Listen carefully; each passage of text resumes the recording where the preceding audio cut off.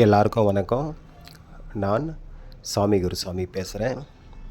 நாங்கள் அமர்நாத் பனிலிங்கம் தரிசனம் செய்யறதுக்காக காஷ்மீர் மாநிலத்தில் இருக்கக்கூடிய பால்டான் அப்படின்ற இடத்துக்கு நாங்கள் போயின்னு இருக்கோம்.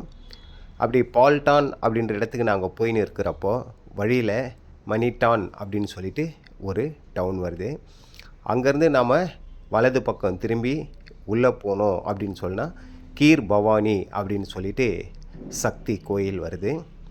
அங்கே அம்மன் பார்வதி வந்துட்டு கீர் பவானி அப்படின்ற பேரில் காட்சி கொடுக்குறாங்க. அந்த கோயிலுக்கு நாங்கள் சாமி தரிசனம் பண்ணுறதுக்காக போயிருந்தோம். அந்த கோயிலுடைய விசேஷம் என்ன அப்படின்னு சொல்லி சொன்னால், நாம் அம்மனுக்கு பால் வாங்கி அபிஷேகத்துக்கு கொடுத்தோம் அப்படின்னு சொல்லி சொன்னால், அந்த பால் அபிஷேகம் பண்ணும்போது கருமை நிறமாக மாற்றினா நமக்கு ஏதோ தீய இது இருக்குது அப்படின்ற மாதிரி ஒரு கருத்து சொல்லப்படுது.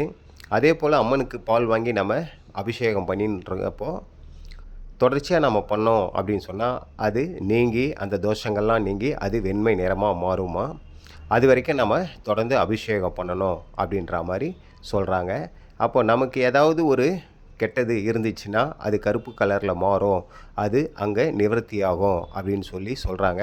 அப்படி ஒரு சிறப்புமிக்க ஒரு கோயில் தான் இந்த கீர் பவானி.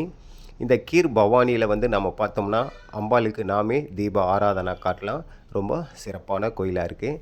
அந்த கோயிலில் இருக்கக்கூடிய ஆஞ்சநேயரை தான் இப்போ நீங்கள் பார்க்குறீங்க. கோயில் வெளிப்பிரகாரத்தில் ஆஞ்சநேயர் இருக்கார்.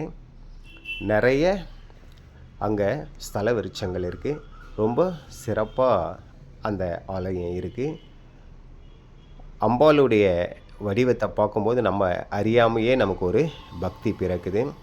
அப்படிப்பட்ட ஒரு சிறப்புமிக்க ஒரு கோயிலில் அம்பாளை தரிசனம் பண்ணுறது, அம்பாள் கீர் பவானியை தரிசனம் பண்ணுறது எங்களுக்கு ரொம்ப மகிழ்ச்சியை கொடுத்தது.